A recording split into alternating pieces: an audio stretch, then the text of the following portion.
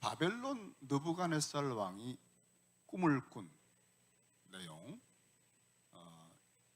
다니엘서 2장에 그가 꿈을 꿨는데 거대한 신상 하나를 보았죠. 금머리, 그것은 바벨론을 상징합니다. 느부갓네살과 바벨론. 가슴에는 은입니다. 메데, 바사, 페르시아죠. 그리고 배와 넓적다리는 노스로 되어 있고, 그다음에 그것은 헬라를 상징합니다. 마지막 종아리 발, 철과 진흙으로 된 것은 로마를 상징하는, 다니엘서 전체는 이 2장에 나온 역사에 대한 꿈을 배경으로 진행이 됩니다. 그런데 그 신상의 마지막 나라였을 때에 사람의 손으로 하지 않은 떠인 돌이 날아와서 그 신상을 칩니다. 그리고 그 신상은 타작마당의 겨처럼 흔적도 없이 사라져요. 세상 나라라고 하는 것이 흔적도 없이 사라집니다. 그리고 그 신상을 친 돌, 하나님의 아들이신 예수 그리스도가 돌로 상징되었죠. 그 돌은 천하에 가득했다. 하나님의 나라만이 영원하다 하는 것을, 역사에 대한 하나님의 경륜, 계획을 계시해 주신 거죠. 그리고 각 시대마다 왕을 세우고 나라의 연한의 경계를 정하시고 누구든지 거기에 왕을 세우고 패하는 주권이 하나님께 있다는 사실을 느부갓네살에게는 특별하게 또 다른 꿈을 통해 가르쳐 주셨습니다. 오늘 다니엘서 5장이지만 4장에 보면은 또한 꿈을 꾸게 되는데, 느부갓네살이 큰 나무가 그를 상징하는데 하늘 꼭대기까지 닿았고 땅 끝에서도 볼 만한 어마어마한 나무가 있었는데 그것이 잘려나가죠. 그리고는 7년 동안 묵혔다가 다시 회복이 된다.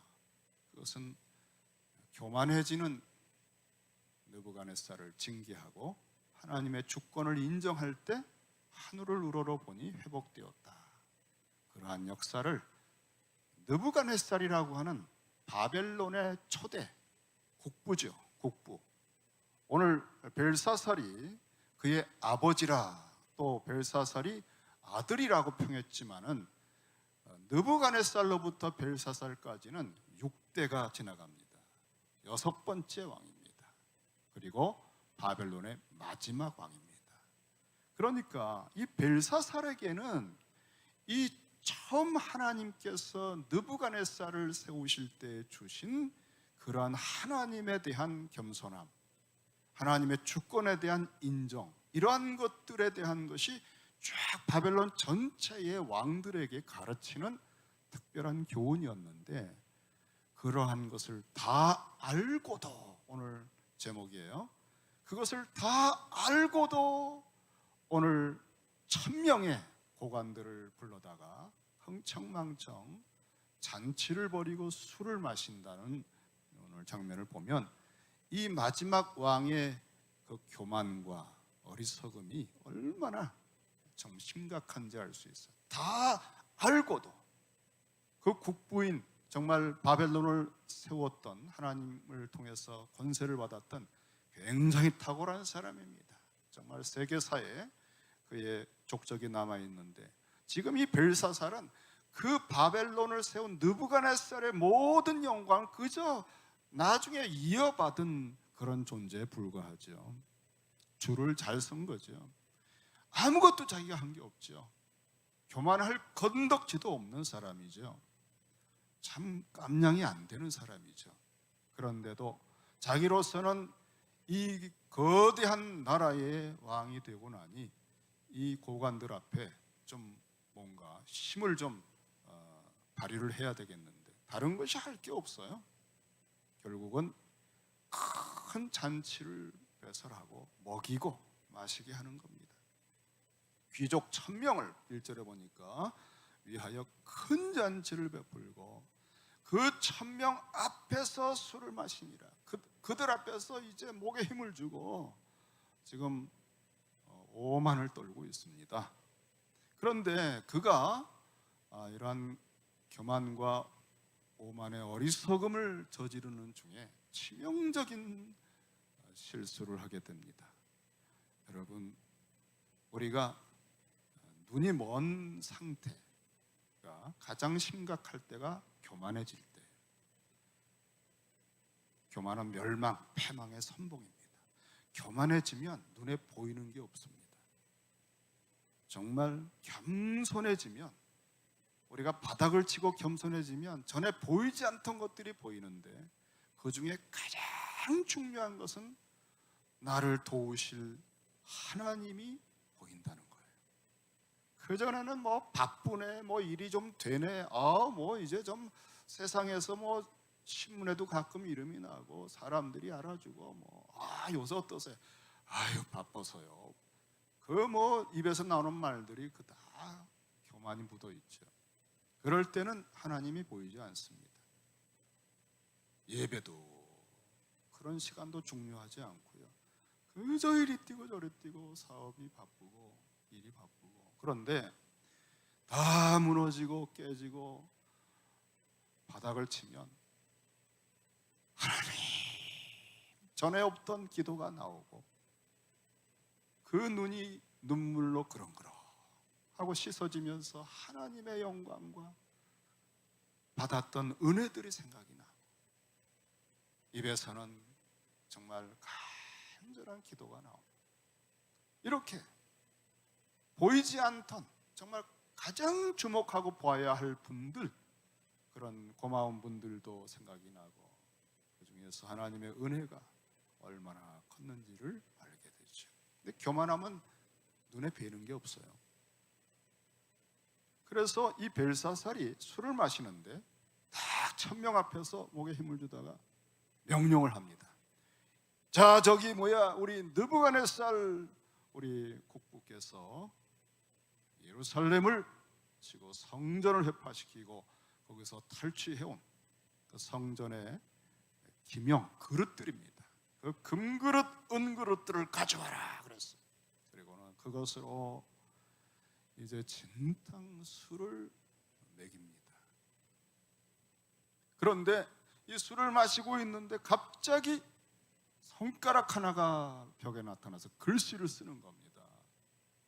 그냥 그 순간에 이 잔치가요, 완전히 분위기가 정말 죽음의 분위기가 되고 말았어요. 이 벨사살은 그 손가락을 보는 순간에 이 무릎이 떡떡떡떡떡 할 만큼 사시나무 떨듯이 이 공포가 임했습니다. 그 생각이 번민하고 얼굴빛이 흑색이 되고 넓적다리 마디가 녹는 듯하고 그의 무릎이 서로 부딪힌지라.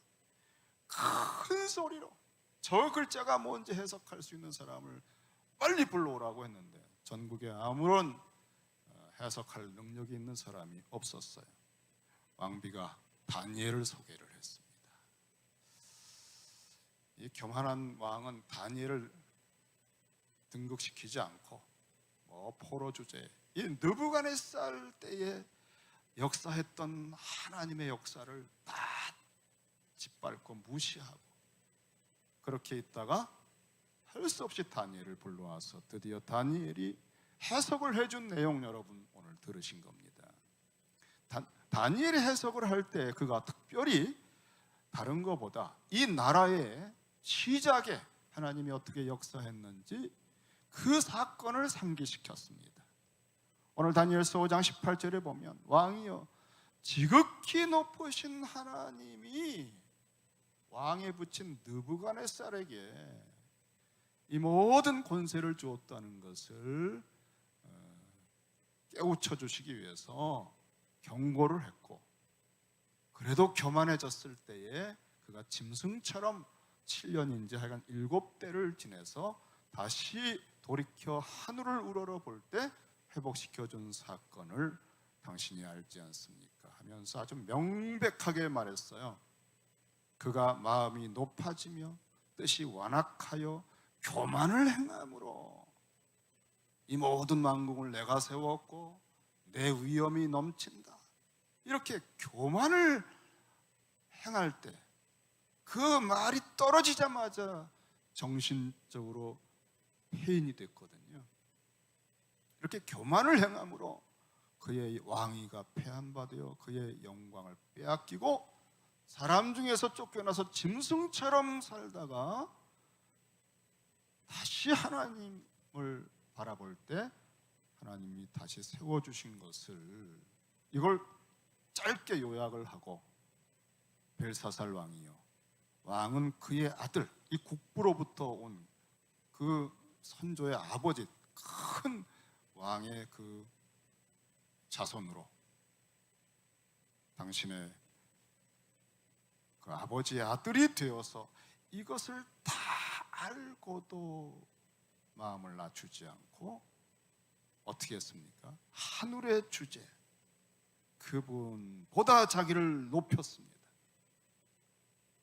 그 증거가 하늘의 주제이신 여호와 하나님의 성전에 있던 그릇들로 술을 마신 거예요. 그건 아주 의도적인 행위입니다. 그러니까 여호와라고 하는 신은 아무것도 아니다. 그 신이 이렇게 포로로 끌려와서 그 성전은 완전히 박살이 났고, 우리가 그 백성을 포로로 끌어왔고, 그리고 그 성전 기물들이 있는데 우리가 이렇게 술을 마실 수 있다. 우리의 제국이야말로 가장 높고 내가 그 나라의 왕이다. 여호와는 아무것도 아니다. 그 증거지요. 그러면서 다니엘도 멀리 내친 거예요. 그 포로로 끌어온 것에 우리가 의지할 거냐? 그러면서 이 사람의 의식 구조를 알 수 있죠. 지금 느부갓네살을 그렇게 하셨던 그 일을 알면서도 의도적으로 하나님을 대적하고 있는 겁니다. 여러분, 알면서 악을 행하면 더 맞습니다. 하나님의 법칙이에요. 모르는 사람이 실수로 하면 맞아도 덜 맞아요. 그런데 아는데도 불구하고 완악하게 악한 짓을 행하면 많이 맞을 것이요. 그리고 하나님의 성령께서 하시는 역사를 의도적으로 대적하면 사함을 받지 못해요. 느부갓네살은 회복의 기회를 1년 주었습니다. 그리고 다시 7년째도 하늘을 바라보면 회복할 수 있는 기회를 주셨어요. 이 바벨론 제국 전체에 주는 교훈이었어요. 그런데 지금 이 벨사살은 그런 기회가 없이 그날 즉사합니다. 정말 무서운 말씀이죠. 자, 여러분, 오늘 말씀은요 굉장히 뜻이 깊고 분량이 많지만 몇 가지 요점만 나누고 기도하겠습니다. 이 본문들이 지난주에 다니엘서와 함께 이 본문들이 저희가 2021년도 저희 교회가 들어야 할 말씀들이기 때문에 제가 주일 설교에 더 정리를 해서 다시 전체 교인들 앞에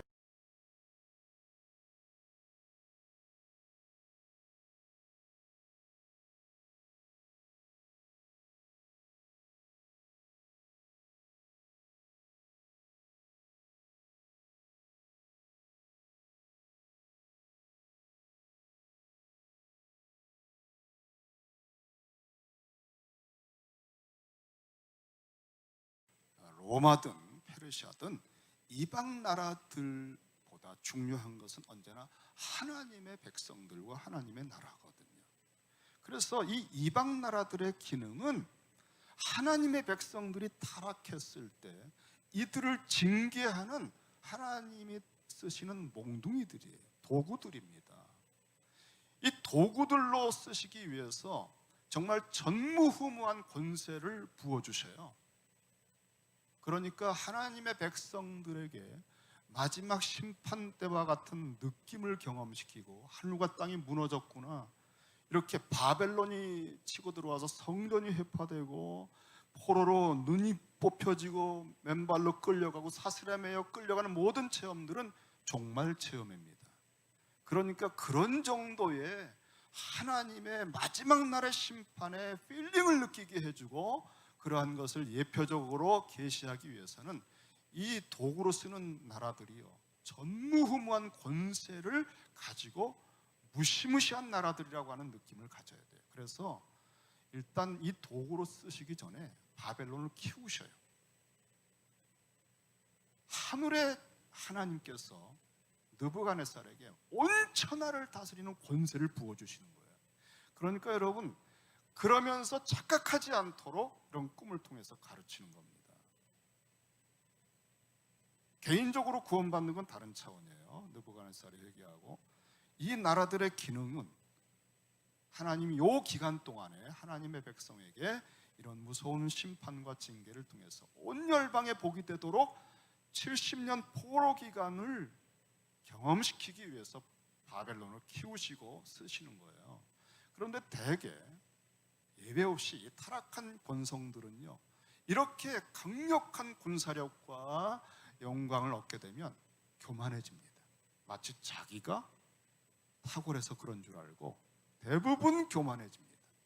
그래서 어떤 일들이 계속 반복돼서 말씀을 하게 되는가 하면, 이렇게 몽둥이를 썼다가 반드시 심판을 하십니다. 이방들은요.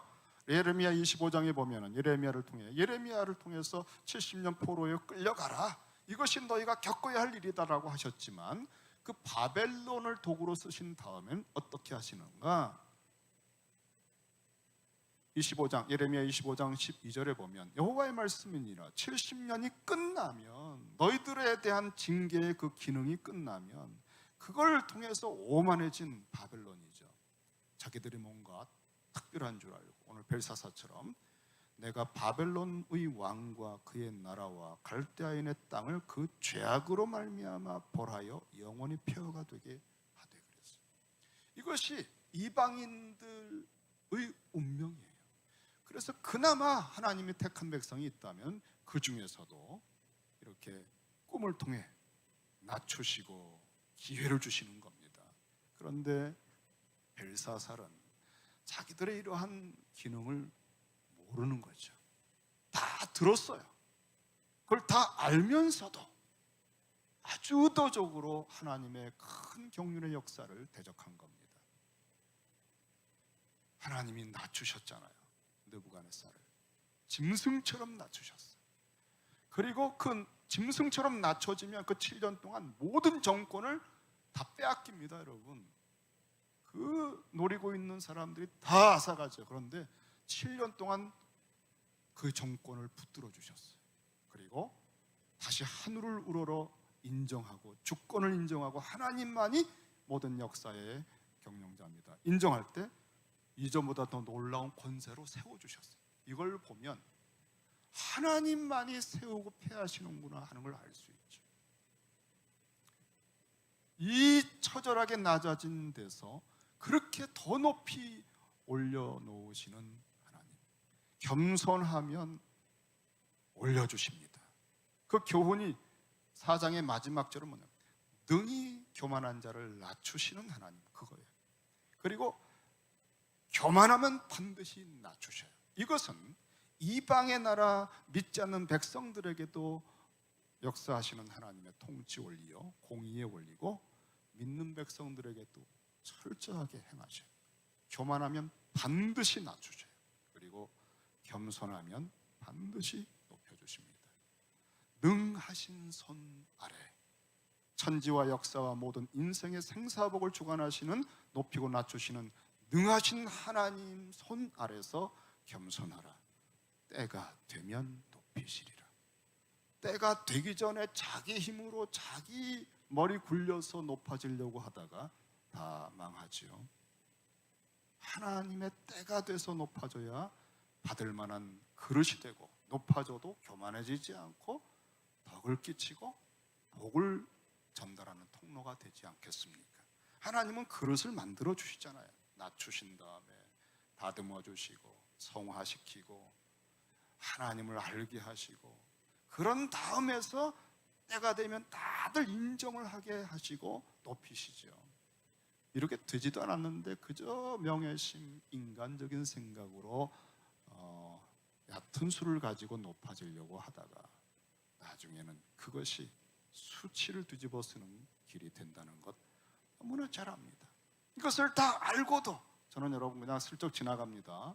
본격적으로 내년도에 저희들 적용하겠지만 가장 높으신 분이신데 스스로 친히 성육신하여 낮아지시고 그 성육신도 마다하시고 죄인의 모든 죄를 뒤집어 쓰고 영원한 진노의 자리까지 죄인으로 낮아지셔서 죽기까지 낮아지신 그분만 모든 이름 위에 뛰어난 이름으로 높아지시는 거예요.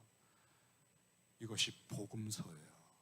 이것을 알고도 다 알고도 우리는 일상에서 얼마나 교만하고 어리석은지 몰라요.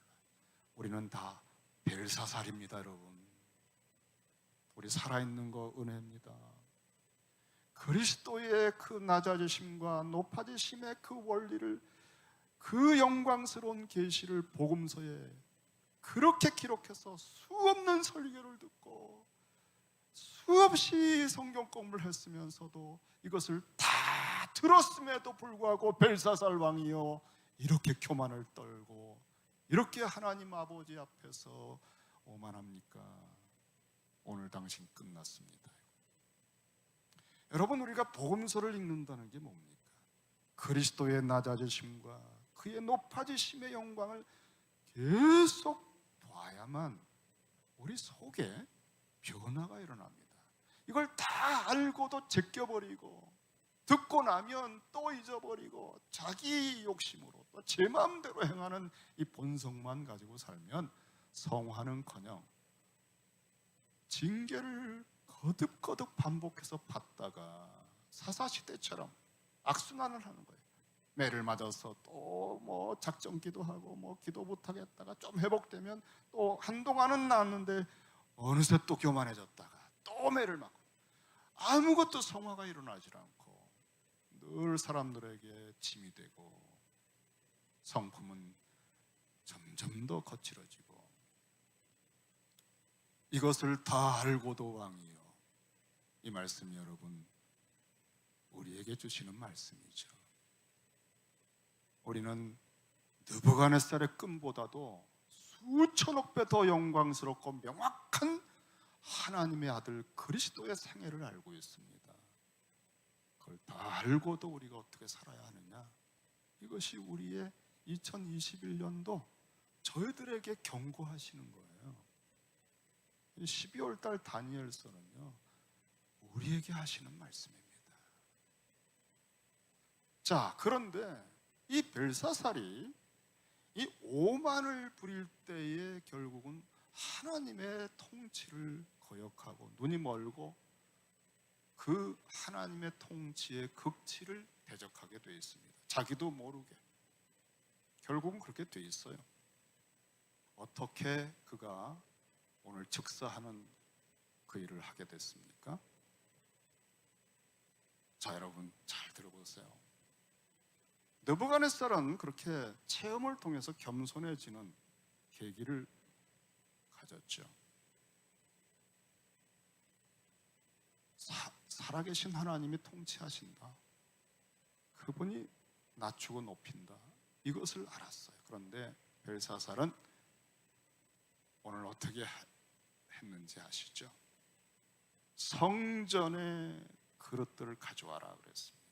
그리고 그것으로 술을 마시면서 완전히 여호와에 대한 멸시를 한 겁니다. 이거 다 포로들 거야. 이건 우리가 이긴 거야. 신구약을 통해서 여러분 우리는 주님이 항상 하신 말씀이죠. 모든 성경은 나에 관하여 기록한 것이다. 우리가 성경을 읽는 목적은요 많이 읽었다는 거 목표가 아니에요. 그러니까 우리가 변화가 안 되는 거예요. 지식을 많이 가지면 교만해져요.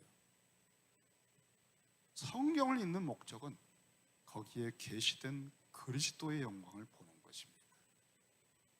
그리스도의 영광을 볼 때 성화가 됩니다. 구원을 받습니다. 그리고 성화가 됩니다. 그리스도의 영광을 보지 못하면 그건 다 문자요, 지식이요, 그냥 교리에 불과한 것입니다. 그리스도의 영광을 볼 때 읽으면서 눈물이 납니다. 그리고 무릎이 꿇려집니다. 그리스도의 영광은 하나님의 영광이거든요. 그런데 이 그리스도의 영광이 가장 찬란하게 빛날 때가 언제냐면 그리스도가 그 영광스러운 분이 낮아질 대로 낮아졌을 때입니다. 그때는 감히 접근할 수 없는 광채가, 그 광채가 아주 심오한 광채로 나타나요. 그전에는 권능의 광채, 주권자의 광채였는데 그 주권자가 자신을 스스로 낮추어서 죄인의 자리까지 낮아졌을 때는 감당할 수 없는 벅찬 영광을 보여주셔요. 차마 뵐 수 없을 만큼 무릎을 꿇게 돼 있어요. 그런 영광을 못 알아보는 게 교만이에요. 그리스도는 어디에 계십니까? 오늘 본문에서 그리스도는요, 구약에서 성전으로 나타나셔요. 그리고 오늘 그 성전이 완전히 깨부서졌고 무너졌는데 그리스도는 성전의 그릇들로 바벨론에 와 계신 거예요. 그리고 이 성전의 그릇들은 그리스도의 영광을 지금 담고 있는데 가장 낮아지고 고난받는 상태로 와 계신 겁니다. 자, 이 말씀을 좀 더 설명을 드릴게요. 이스라엘 백성들이 블레셋과 전쟁할 때 이 어리석은 타락한 이스라엘 백성들, 엘리 제사장과 그 아들 홈리와 비느하스가 얼마나 부패하고 타락했는지 몰라요. 성전에서 온갖 악한 짓들을 하고 하나님이 이들을 죽이기로 작정하셨어요. 블레셋과 전쟁을 합니다. 이길 수가 없어요. 그래서 법궤를 가지고 나갑니다. 하나님께서 마음이 아플 대로 아프시죠. 이것들이 나를 예배하는 그 예배도 제대로 드리지 않고 내 영광을 집도합더니 이제는 나를 이용해서 블레셋과 전쟁하는 자리에 나를 갖다 놓았구나. 오마 오냐, 오늘 내가 이 전쟁을 통해서 엘리와 홈리와 비느하스를 내가 처단하리라. 그리고 법궤가 주님을 상징하죠. 빼앗김을 당하십니다. 법궤가 빼앗김을 당하셔요. 블레셋은 우리가 이겼다 하고 이 법궤를 가져왔습니다. 이 법궤가 빼앗겼다는 소식을 듣고 빼앗기는 과정에서 홈리와 비느하스는 다 죽고요, 엘리는 그 소식 듣다가 거꾸로져 죽습니다. 그런데 빼앗겨진 법궤는 실패한 겁니까? 다곤 신전에 딱 갖다 놨어요. 그 다음날 보니까 다곤 신 목과 손목들이 다 부러져 엎어져 있어요, 법궤 앞에. 그리고 블레셋 지역 전체에 독종이 퍼져서 죽을 지경이 됐습니다. 그래서 이 여호와 하나님이 우리를 치신다고 해서 다시 베스메스 암소를 실어가지고 보낸 거예요. 여러분, 하나님은요, 당신을 상징하는 것과 함께 당신의 역사를 수치를 당하시면서도 당신의 백성을 교훈하십니다. 바벨론 포로 70년은요 이스라엘 백성들을 징계하는 과정이에요. 그래서 성전이 있으니까 우리 괜찮아, 성전이 있으니까 우리 안 망해. 그래서 하나님은 당신의 성전을 다 부서뜨린 겁니다, 이방의 손에. 그리고 모든 것을 탈취당하게 한 거예요. 그 중에 있는 그 주님의 성전의 상징이 이 그릇들입니다. 그러니까 이 그릇이라고 하는 성전 기명, 이 그릇들은요, 죄인들을 위해서 대신 고난을 받으시는, 지금 가시관을 쓰고 매를 맞아 피를 흘리고 있고 빌라도 앞에 아무 소리 하지 않고 처절하게 낮아진 상태로 있는 그리스도를 보여주는 거예요. 이 벨사살 왕 앞에 바로 조락의 짝이 없는, 내가 너 놓을 수도 있고 내가 너 풀어줄 수도 있어. 빌라도가 그랬어요. 왜 나한테 말을 하지 않느냐, 나한테 애걸복걸 해야 되지 않느냐 그랬어요. 요한복음 19장에 주님이 이런 말씀합니다. 내가 너를 놓을 수도 있고 너를 십자가에 못 박을 권한도 있는데 너 나한테 부탁하지 않느냐? 예수께서 대답하시되 위에서 주지 아니하셨더라면, 바벨론의 느부갓네살의 권세요, 벨사살의 권세요, 위에서 주권적으로 주었기 때문에 그 행세를 하는 거예요. 위에서 주지 아니하셨더라면 나를 해할 권한이 없었으리니 그러므로 나를 내게 넘겨준 자의 죄는 더 크다. 뭐죠? 너도 죄가 있다는 거죠. 빌라도야, 너도 이 일을 통해서 평생의 영원히 죄를 씻을 수 없을 것이다. 우린 사도신경에서 빌라도에게 고난을 받으사 이 한 대목을 모든 교회가 외치고 있어요. 여러분, 이방 사람들, 이방의 국가들의 권세자들은요, 다 하나님이 주신 권세입니다.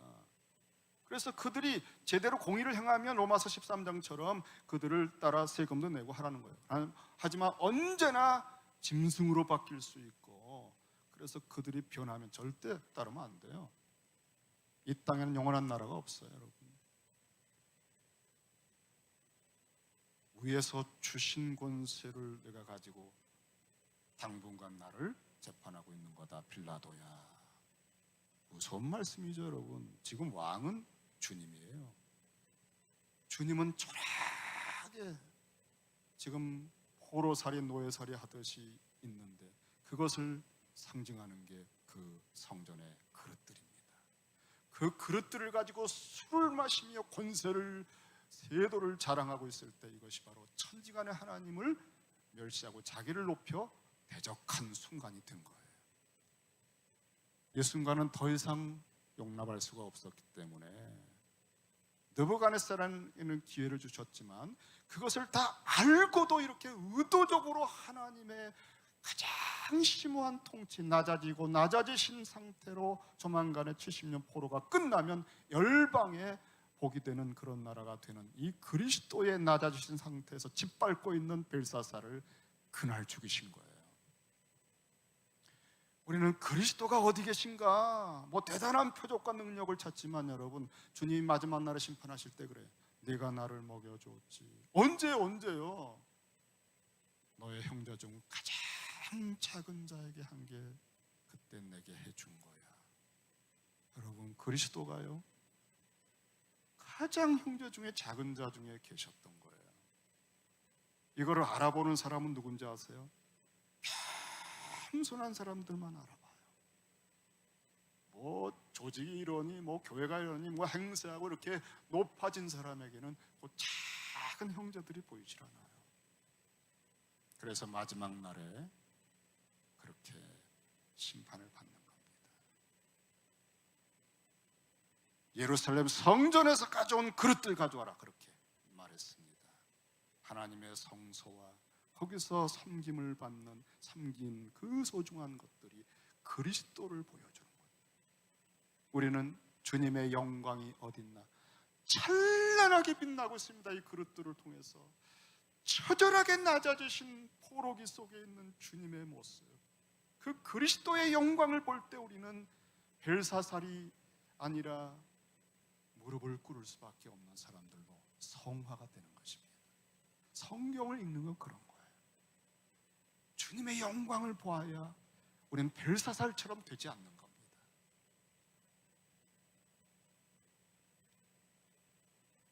오늘 이 말씀 가지고 저는 적용을 한 가지 하고 마치겠습니다. 느부갓네살도 꿈을 꾸고 큰 나무가 잘려나가고 자기가 순찰자에 의해서 이렇게 심판을 받는 걸 알았을 때 그 경고를, 해석을 다니엘이 해줬습니다.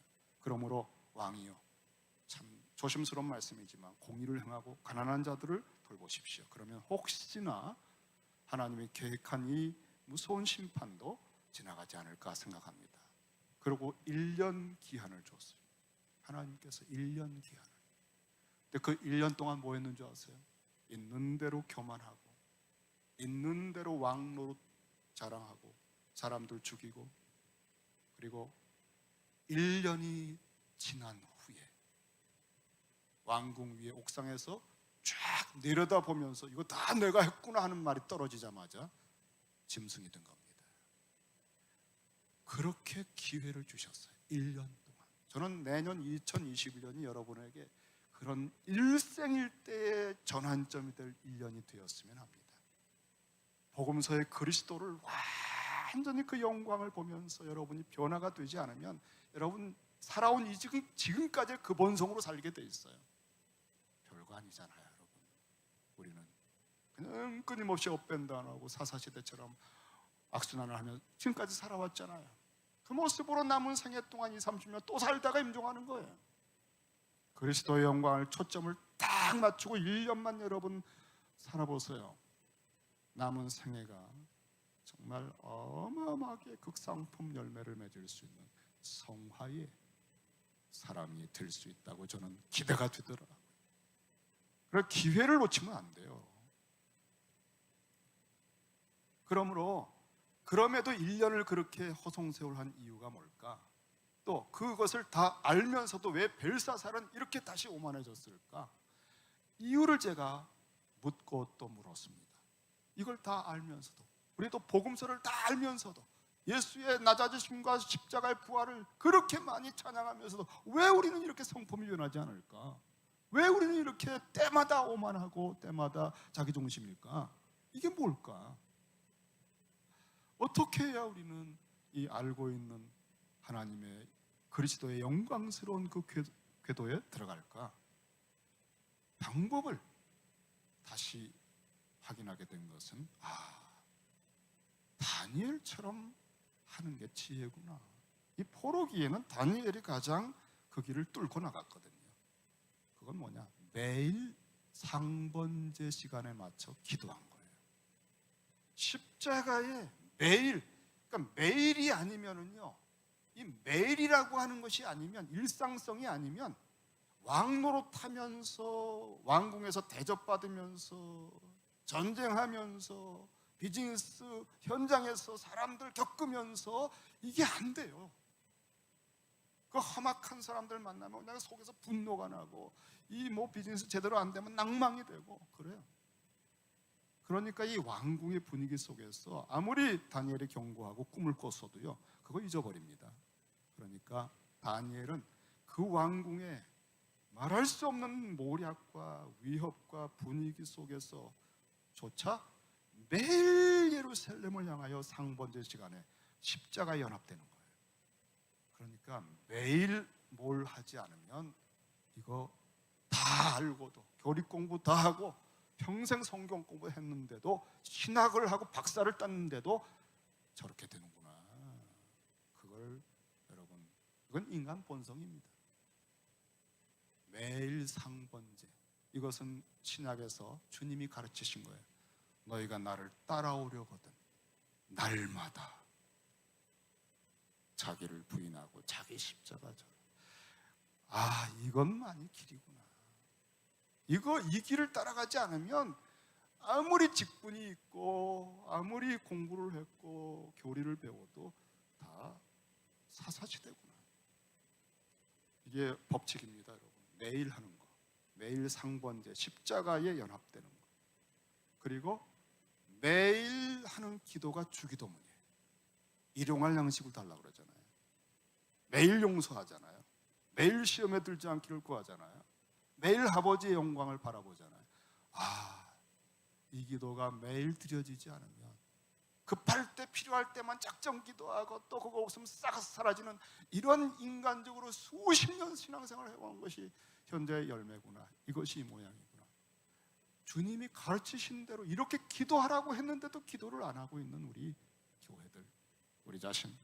그러니까 매일 하는 기도가 주기도문. 초대교회가 하루에 3번씩 주기도문을 했어요.